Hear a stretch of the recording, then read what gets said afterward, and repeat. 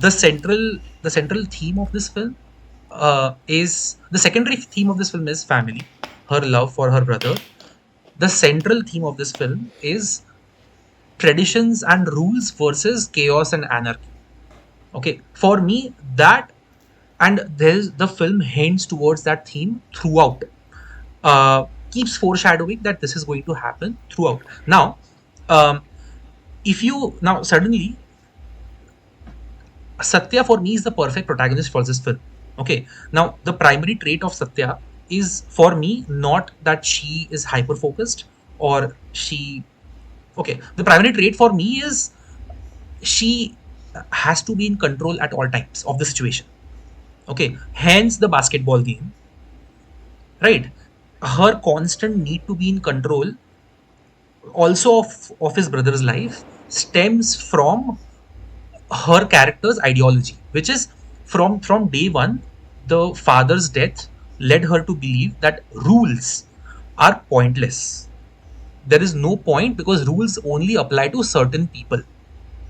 That is, and she hinted towards that when she explained that the father died because he cared. जिसको परवाह होती है वो balcony से कूद जाते हैं. There is a dialogue that she says, hinting that the father cared about the rules and hence he had to kill himself. We don't know why exactly that happened. Okay, the backstory behind it, but that's fine. I would have liked the scene towards the end where the brother asks the sister, as in, why did father die, to flesh it out more.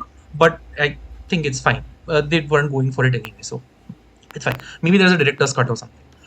Now, घंटा देख रहा हूँ मैं वो. I don't know. So you take a character who loves authority, who loves being in control of every situation, and you completely put her into a situation where she has no control at all. She doesn't know the rules of the country. She doesn't know the language of the country. Okay, so her coming to this country and initially struggling is, for me, a beautiful way to now show how her character reacts to situations. Okay, now how would a character who loves authority, who loves being in control, react to this? Immediately she would want to be in control. Okay, that leads her to trying to follow the rules or understand the rules through going to each lawyer and then getting rejected, getting turned down at each moment and losing control slowly over the situation. Okay, then she resorts to making a plan for jailbreak. Okay, taking matters into her hands. That I have more control over this now. Okay, now the initial plan gets foiled. It has to get foiled because of external reasons, things that are out of her control. Okay, which would let her to think that towards the end, where it gets preponed, the electric chair thing gets preponed. Yeah. Okay, that again is a hint towards her descending into, okay, I have to resort to anarchy. I have to resort to chaos. And throughout her journey over there is a chant of long live the revolution, long live the revolution. Yeah. Yeah. Because there is constant foreshadowing about what is going to happen towards the end, which then she reiterates when she's on the car, long live the revolution, in Yeah. that language, in Yeah. their language, and then the uprising of the prisoners and all of that starts to happen. Yeah. For me, this Yeah. is a film about a character. This is a character study. It's about a character who loves being in control, okay, and then loses all control of the entire situation and tries to take it back, fails, and then resorts to her initial belief that rules only apply to certain people.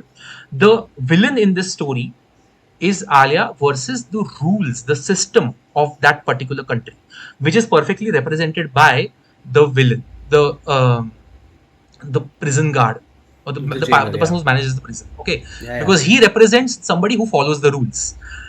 Okay, again, there is a scene where Ankur tells him the rule and he's like, okay, I'll follow Yeah. this. Okay, Yeah. such a great scene to characterize your villain as well. I love it. Yeah. Again, one more thing from this. Twice. He does that twice. Yes, he it's a callback. Okay, so you characterize the villain in such a beautiful way. Ankur, in an attempt to be a little rebellious against against the sister has rules. Stay hungry, stay Yeah. foolish. Okay, that Right. is the rule he lives by. He read the rule book day one. Yeah. Okay, he loves rules. He loves certain Yeah. rules to follow because his sister is an antithesis. She believes in anarchy, complete anarchy. Okay, Yeah. so that also leads me to talk about um, the character arc of Satya. Okay, now there are different types of character arcs. One is that there is a growing arc where character grows into something, where you have a character who has a flaw. The situations in the movie make him or her realize that it is a flaw, and then they change. Okay, this is a flat arc. Now flat arc works in this way that your character believes something, that belief is tested rigorously, but that character doesn't waver from that belief, Dark and Knight. that character is reaffirmed. Yes. Okay. So Satya goes to that same arc. In the beginning, again, she believes that rules only apply to certain people. That belief is again reaffirmed because the rule did not apply to Kabir. The rule only applied to Ankur. Okay. Yeah. When she went, she tried to follow rules. Okay. It did not work. She got turned down by everything on her way. Every hurdle that could come externally happened. And it has to happen. It has to, the hurdles have to be out of her control. That is how the movie was designed. Okay. And then she loses any ethics towards the film, and the character death, which is of that character that you talk, the stupid character you're talking about.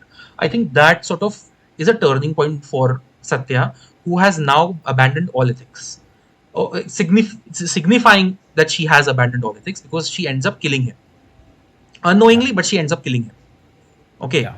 And then the prison uprising that happens.